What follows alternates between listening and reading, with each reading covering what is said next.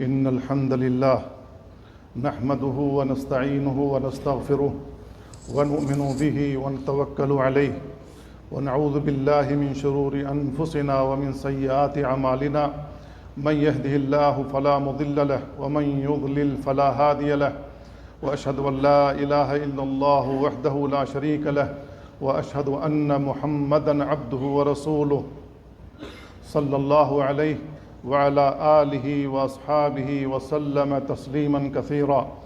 يا أيها الذين آمنوا اتقوا الله حق تقاته ولا تموتن إلا وأنتم مسلمون. يا أيها الناس اتقوا ربكم الذي خلقكم من نفس واحدة وخلق منها زوجها وبث منهما رجالا كثيرا ونساء واتقوا الله الذي تساءلون به والأرحام إن الله كان عليكم رقيبا. يا أيها الذين آمنوا اتقوا الله وقولوا قولا سديدا يصلح لكم أعمالكم ويغفر لكم ذنوبكم ومن يطع الله ورسوله فقد فاز فوزا عظيما. الله أكبر الله أكبر لا إله إلا الله والله أكبر والله أكبر ولله الحمد. أما بعد فإن هذا اليوم هو يوم النحر وهو أفضل الأيام عند الله تعالى. قال صلى الله عليه وسلم: أفضل الأيام عند الله يوم النحر ثم يوم القر. رواه ابن حبان في صحيحه. كما أنكم تستقبلون غدا أيام التشريق الثلاثة، وفي أيام التشريق يقول الله تعالى: واذكروا الله في أيام معدودات، وفيها يقول صلى الله عليه وسلم: يوم عرفة يوم النحر وأيام التشريق عيدنا أهل الإسلام وهن أيام أكل وشرب. رواه أحمد. وقال صلى الله عليه وسلم: أيام التشريق أيام أكل وشرب وذكر الله. رواه مسلم. فعظموا هذه الأيام المباركة الجليلة بفعل ما شرع الله تعالى فيها من التكبير والتهليل والذكر، ولا سيما في أدبار الصلوات المفروضة إلى صلاة العصر آخر أيام التشريق، وبما شرعه فيها من ذبح الأضاحي مع الأكل والإهداء والصدقة منها، وبما شرعه فيها من الفرح بنعمته وفضله، فإن الأعياد أيام فرح وسرور. الله أكبر الله أكبر لا إله إلا الله والله أكبر الله أكبر ولله الحمد. عباد الله، إن الله تعالى خلقنا من أجل التوحيد، أي خلقنا من أجل أن نعبده وحده لا شريك له ولا نشرك به شيئا، كما قال تعالى: وما خلقت الجن والإنس إلا ليعبدون. وإن فيما شرع لنا في يوم النحر وأيام التشريق ما يذكرنا بهذا الواجب العظيم الذي خلقنا لأجله، فمن ذلك أن الله شرع لنا فيها ذكره تعالى. ومن الذكر المشروع التكبير والتهليل والتحميد، وكلها تقرر وتؤكد توحيد الله تعالى. فأما التكبير فمعناه أنك تقر وتشهد أن الله أكبر من كل شيء، وإذا كان الله أكبر من كل شيء فهو المستحق للعبادة وحده. وأما لا إله إلا الله فهي كلمة التوحيد، ومعناها لا معبود بحق إلا الله، هو المستحق أن يعبد وحده، وما سواه من ملائكة وأنبياء وصالحين وأولياء وقبور وأضرحة وإنس وجن وشجر وحجر لا يستحقون من العبادة شيئا. قال تعالى: ذلك بأن الله هو الحق وأن ما تدعون من دونه هو الباطل. وأما قولنا ولله الحمد فالحمد هو الثناء والشكر والتعظيم والرضا، والله هو المستحق للحمد كله، فله الحمد على أسمائه وصفاته العلى، وله الحمد على ما أنعم وأعطى. فتدبروا هذه المعاني وأنتم تقولون: الله أكبر الله أكبر لا إله إلا الله والله أكبر والله أكبر ولله الحمد.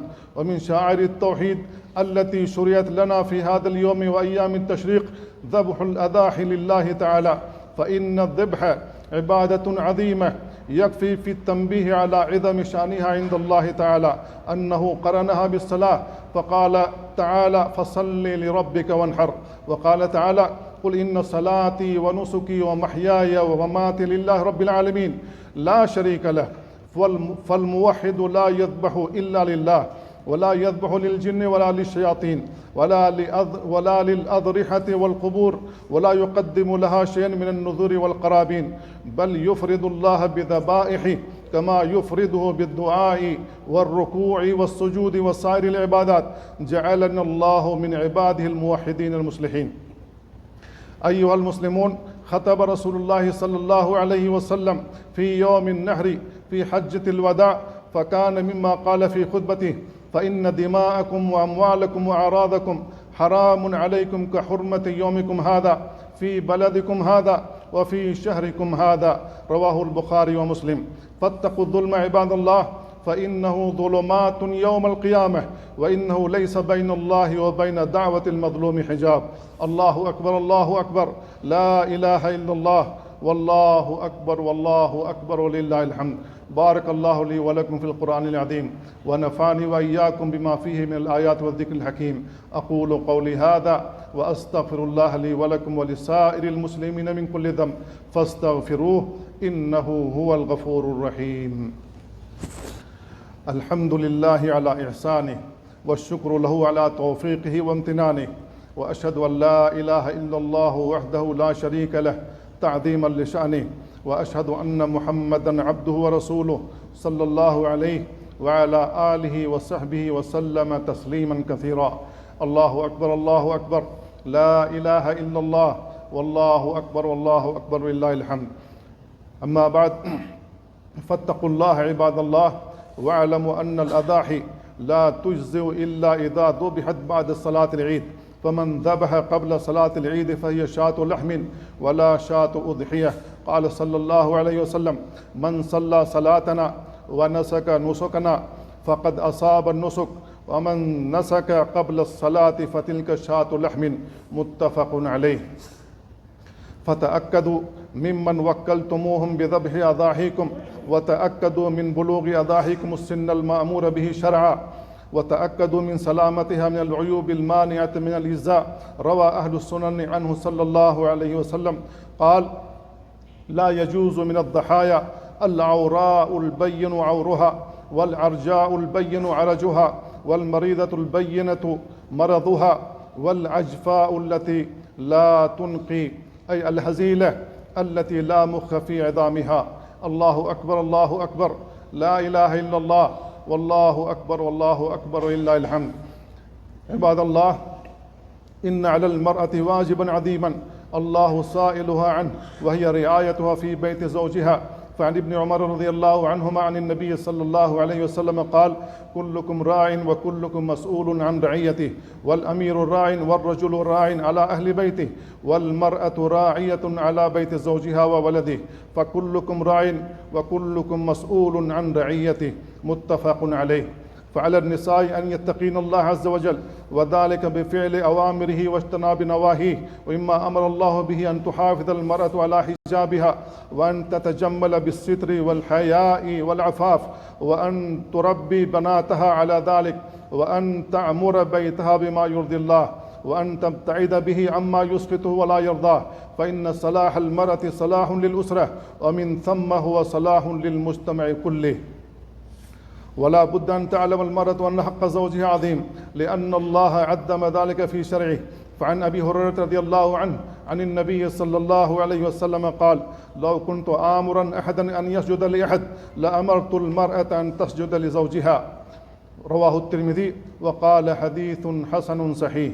وعن أم سلمة رضي الله عنها قالت: قال رسول الله صلى الله عليه وسلم: أيما امرأة ماتت وزوجها عنها راض دخلت الجنة. رواه الترمذي وقال: حديث حسن.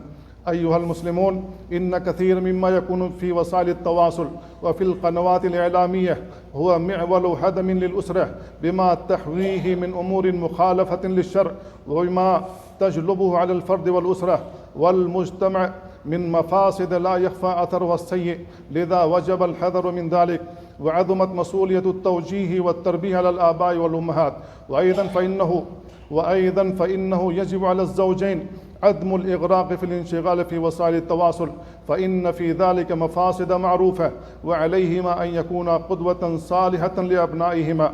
وإن مما يفسد صفو العيش في كثير من الأسر هو مراقبة الغير والمقارنة، وهذا ينافي الرضا بما قسمه الله للعبد، كما قال سبحانه: أهم يقسمون رحمة ربك نحن قسمنا بينهم معيشة في الحياة الدنيا ورفعنا بعضهم فوق بعض درجات ليتخذ بعضهم بعضا سخريا ورحمة ربك خير مما يجمعون. الله أكبر، الله أكبر، لا إله إلا الله، والله أكبر، والله أكبر، ولله الحمد. عباد الله، إن الله وملائكته يصلون على النبي يا أيها الذين آمنوا صلوا عليه وسلموا تسليما. اللهم صل على محمد وعلى آل محمد كما صليت على إبراهيم وعلى آل إبراهيم إنك حميد مجيد.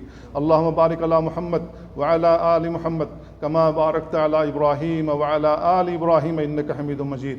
اللهم أعز الإسلام والمسلمين، اللهم أعز الإسلام والمسلمين وأذل الشرك والمشركين واحمي حوزة الدين وانصر عبادك الموحدين. اللهم آمنا في أوطاننا وأصلح أئمتنا وولاة أمورنا.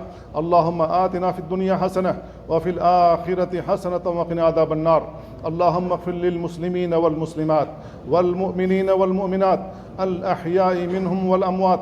اللهم اغفر لنا ولآبائنا وأمهاتنا. اللهم احفظنا من كل سوء. اللهم أدخلنا الجنة. اللهم أصلح قلوبنا وأزواجنا وذرياتنا. اللهم احفظ الحجاج والمعتمرين ويسر لهم أداء مناسكهم آمنين، واجزي حكومة خادم الحرمين الشريفين على ما تقوم به من خدمة ورعاية وعناية بالحرمين الشريفين وقاصديهما من الحجاج والعمار والزوار، إنك سميع الدعاء.